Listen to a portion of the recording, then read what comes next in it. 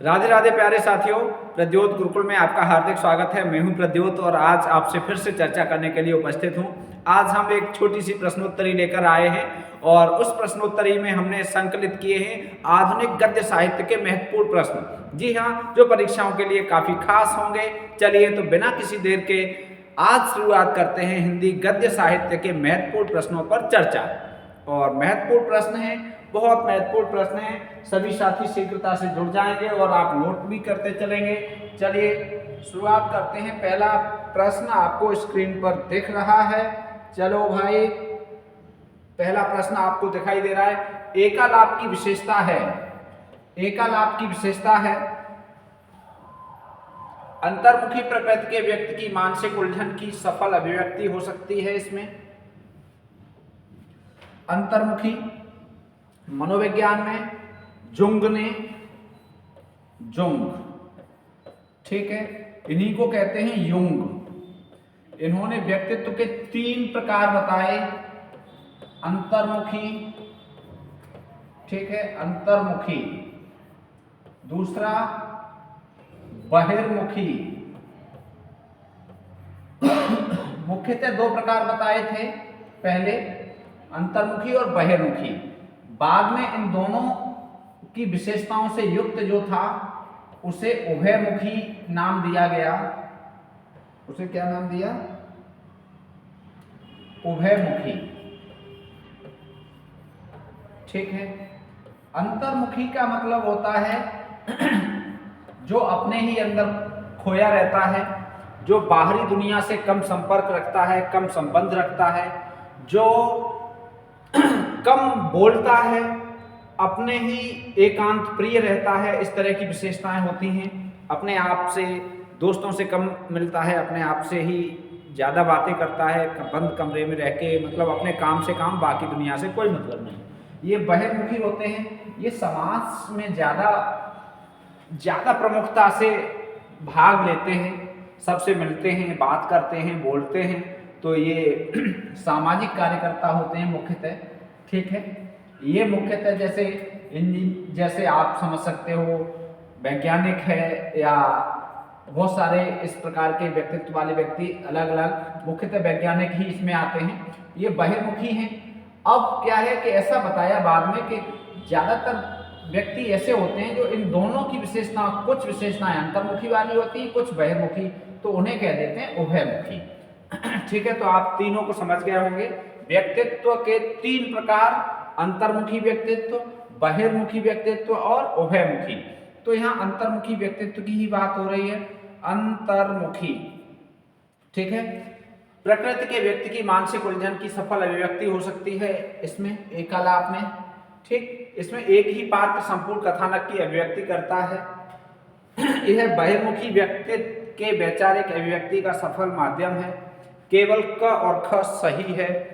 अब इसमें आपको सही चयनित करना है कि कौन सा सही है। तो इसमें देखो, अंतर्मुखी और बहिर्मुखी दोनों एक साथ नहीं हो सकते। एकालाप, एक धन आलाप, एक माने अकेले, आलाप माने बातचीत करना। एकालाप का इस तरह से अर्थ निकालेंगे तो अकेले बातचीत करना, तो ये अंतर्मुखी हो गया। अंतर्मुखी प्रकृति के व्यक्ति की मानसिक उलझन की अभिव्यक्ति होती है। इसमें एक ही पात्र संपूर्ण कथानक की अभिव्यक्ति करता है। अपने आप में आ रहा है एक धन आलाप, तो ये नहीं होगा, अर्थात ए और बी दोनों सही होगा तो डी सही हो जाएगा। क और ख, यहाँ ए, यहाँ बी, ठीक। तो डी विकल्प सही है, पहला प्रश्न।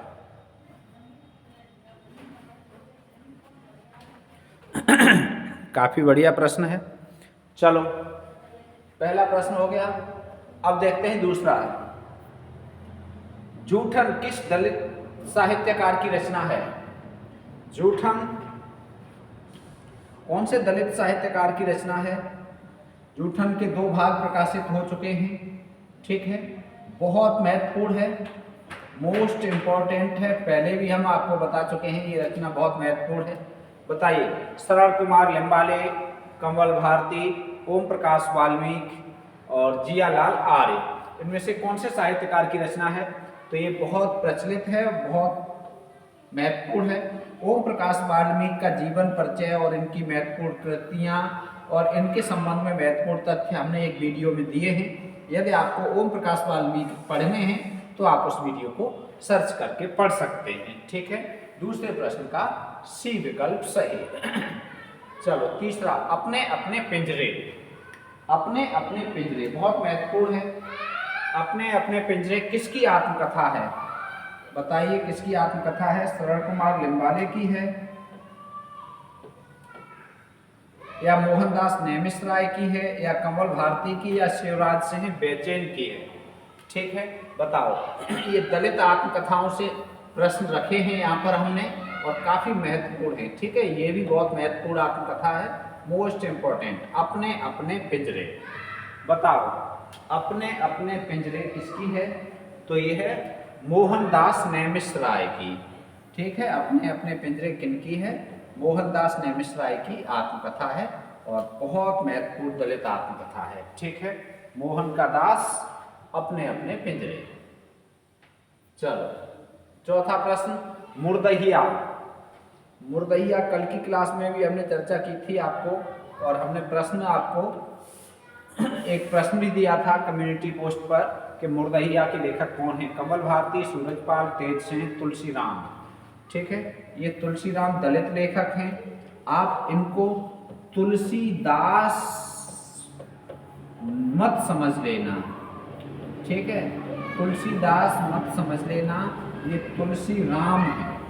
ठीक है, तुलसीराम मुर्दहिया। ठीक, मुर्दहिया और मणिकर्णिका।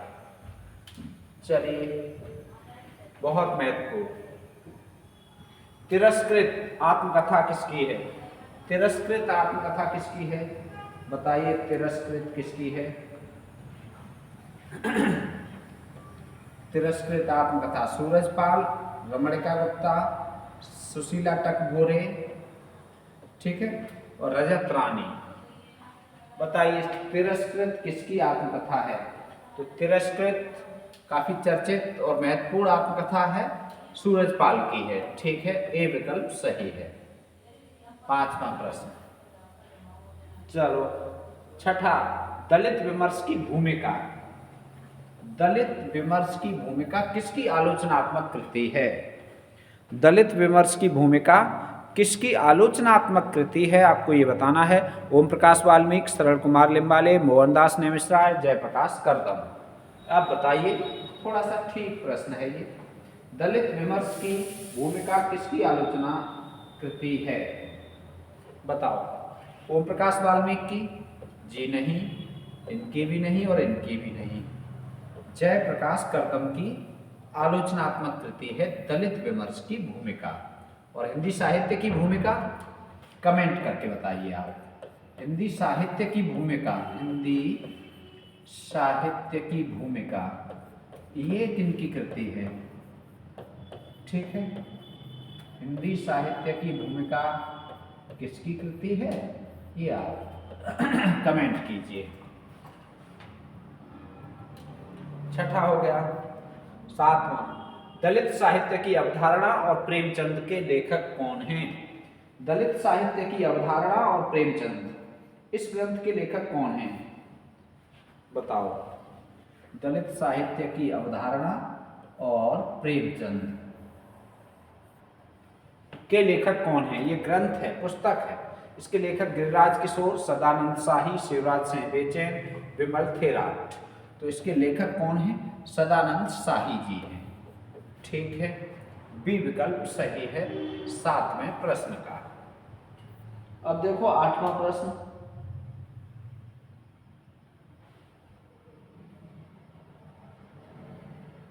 दलित पत्रकारिता पर अंबेडकर का प्रभाव, बताओ।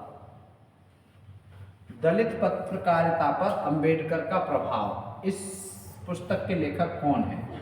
शिवराज सिंह बेचैन, कमल भारती, रजत रानी मीनू, जयप्रकाश करदम। बताइए।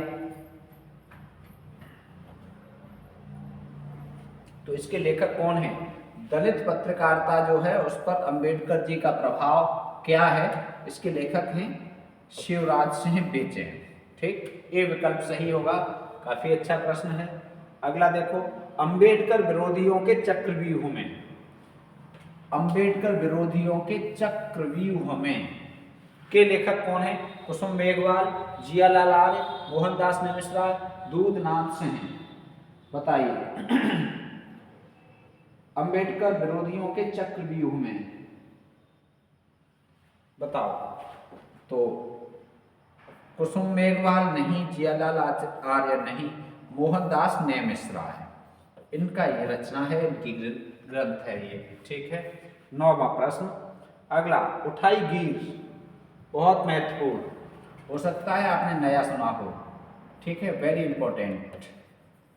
उठाई गीर, बताओ भाई, उठाई गीर आत्मकथा किसकी है?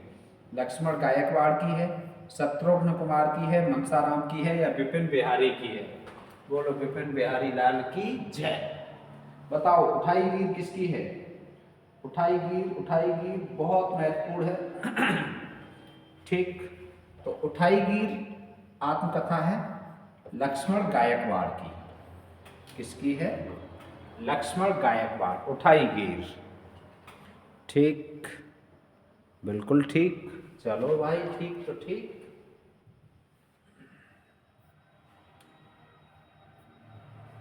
11वां देख लो, राम राज्य का न्याय, नाटक किसका है? राम राज्य का न्याय। अब बताओ, राम राज्य तो आप खूब परिचित हैं राम राज्य से। राम राज्य का न्याय, ये नाटक किसका है ये बताना है। इंदिरा गोस्वामी, अच्युतानंद, सूरजपाल प्रतीक या रमानंद आर्य, रमाशंकर आर्य? बताओ किसका है ये?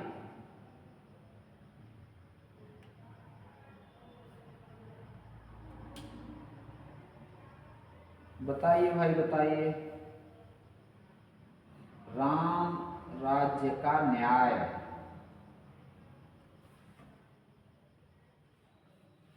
तो ये नाटक है अच्युतानंद का।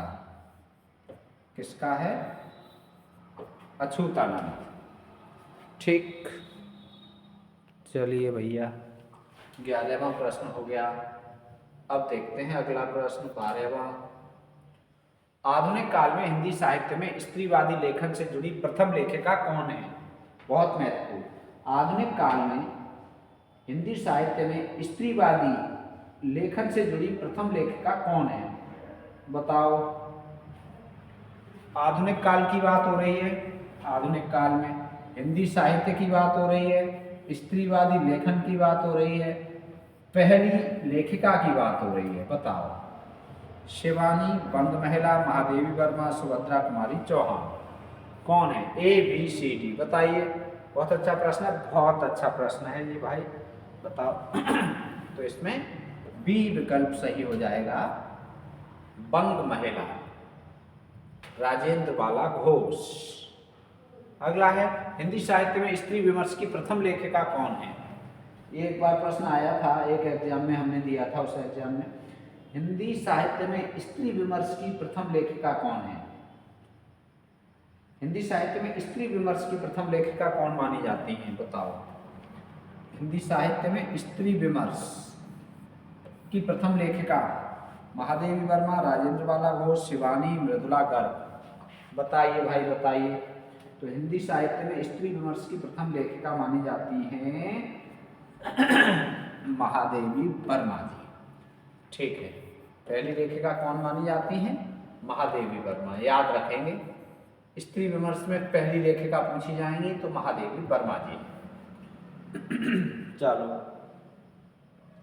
भारतीय नारी की समस्याओं को आधार बनाकर महादेवी वर्मा ने कौन सा ग्रंथ लिखा? भारतीय नारी की समस्याओं को आधार बनाकर महादेवी वर्मा ने कौन सा ग्रंथ लिखा? पथ के साथी, श्रृंखला की कड़ियां, अतीत के चलचित्र, इनमें से कोई नहीं। तो इनमें से श्रृंखला की कड़ियां, श्रृंखला की कड़ियां महादेवी वर्मा का नारी की समस्याओं को आधार बनाकर लिखा गया ग्रंथ है। स्त्री विमर्श का पहला ग्रंथ माना जाता है श्रृंखला की कड़ियां। तस्लीमा नसरीन की स्त्री विमर्श की पुस्तक है। बताइए। बहुत बढ़िया है, बहुत अच्छा। तस्लीमा नसरीन की स्त्री विमर्श की पुस्तक है, कौन सी है? औरत के हक में जीना है तो लड़ना होगा, स्त्री पर दुर्गा द्वारा बर। ये गलत लग गया क्या? चलो बताओ।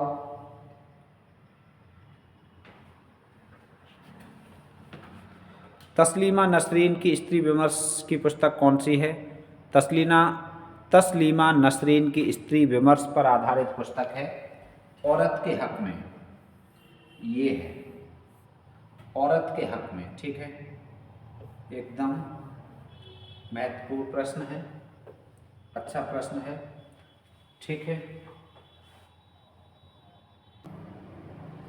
चलो भैया 15 हो गए, 16वां प्रश्न देखते हैं अब। बहुत बढ़िया, शानदार, आप लोग ऐसे जुड़े रहिए, ठीक है। दोस्तों को भी शेयर कर दो और उत्तर देते रहो। कम साथी जुड़ रहे हैं, थोड़ी सी अभी कंटिन्यूटी खराब हो गई है, निरंतरता में थोड़ा व्यवधान हुआ है। आम औरत जिंदा सवाल की लेखिका कौन है? आम औरत जिंदा सवाल की लेखिका कौन है? बताइए। आम औरत जिंदा सवाल, महाश्वेता देवी, सुधा अरोड़ा, मनीषा, अर्चना वर्मा। बताइए, आम औरत जिंदा सवाल। आम औरत जिंदा सवाल, ठीक है। जिंदा कैसे रहेंगे सवाल? अमृत से। सुधा अरोड़ा, ठीक है। सुधा अरोड़ा की बहुत महत्वपूर्ण पुस्तक है, सुधा अरोड़ा की, ठीक है। चलिए 16वां प्रश्न हो गया। अब आगे बढ़ते हैं 17वां। आधी दुनिया का सच, आधी दुनिया का सच की लेखिका कौन है? आधी दुनिया का सच, बहुत महत्वपूर्ण, ठीक है। बताइए भाई, आधी दुनिया का सच मोस्ट इम्पॉर्टेंट रचना है। और सुधा अरोड़ा, वृंदा करात, मनीषा या कुमुद शर्मा? तो इसकी लेखिका है कुमुद शर्मा जी, ठीक है। आधी दुनिया का सच की लेखिका कौन है? कुमुद शर्मा हैं, ठीक। चलो 17 हो गए। अब 18वां देख लो।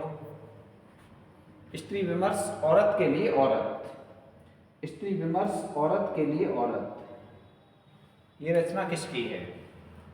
बताओ भाई। स्त्री विमर्श औरत के लिए औरत, ये रचना किसकी है? मैत्रेयी पुष्पा, शरद सिंह, नासिरा शर्मा, लता शर्मा? बताओ। तो ये है नासिरा शर्मा की, सी विकल्प सही है। स्त्री विमर्श औरत के लिए औरत, नासिरा शर्मा की, बहुत महत्वपूर्ण, ठीक, ठीक है, ठीक है। तो ठीक है, चलो भाई 18 हो गए। 19वां देख लो अब। मृणाल पांडे की स्त्री विमर्श की कृति कौन सी है?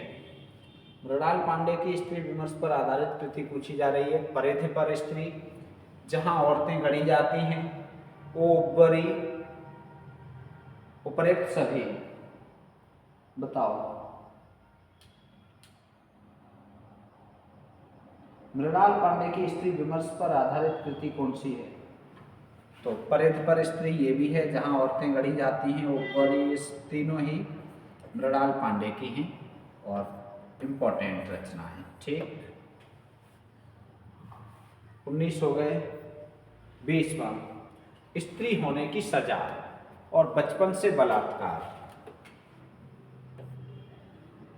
स्त्री होने की सजा 1 और बचपन से बलात्कार 2। ये अलग अलग 2 कृतियां हैं। किनकी हैं? अरविंद जैन, अर्चना वर्मा, वृंदा करात, सुधा अरोड़ा। बहुत महत्वपूर्ण प्रश्न है, इम्पोर्टेंट प्रश्न है। बताइए, स्त्री होने की सजा और बचपन से बलात्कार, ये कृतियां किनकी हैं? स्त्री विमर्श से संबंधित कृतियां हैं और वेरी इंपॉर्टेंट कृतियां हैं ये, और दोनों ही अरविंद जैन की हैं। किसकी हैं? अरविंद जैन, ठीक।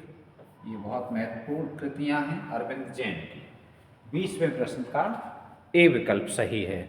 20वें प्रश्न का कौन सा विकल्प सही है? ए विकल्प सही है। ठीक है, प्रश्न तो और भी हैं, लेकिन फिर अभी हम फिलहाल इतनी ही चर्चा करने के लिए उपस्थित हैं। ठीक है, आज इतनी ही चर्चा करेंगे। 20 प्रश्नों पर चर्चा हो गई और 20 प्रश्न एकदम हिंदी साहित्य के मोस्ट इम्पॉर्टेंट प्रश्न हैं। आप इन 20 तथ्यों को नोट करिए और लगभग 20 मिनट ही हुई हैं। 20 मिनट में 20 प्रश्न हो गए। आपके 24 घंटे में से 20 प्रश्न लिए और ये 20 प्रश्न आपके भविष्य में बहुत महत्वपूर्ण काम आएंगे। ठीक है, तो आज के लिए इतना ही। पढ़ते रहें, बढ़ते रहें और अपने लक्ष्य पर नज़र रखें। अपने दोस्तों को क्लास शेयर करते रहें। मिलेंगे फिर, लाइक करके जाएं, शेयर करके जाएं। धन्यवाद। वीडियो देखने के लिए, क्लास से जुड़ने के लिए हार्दिक आभार।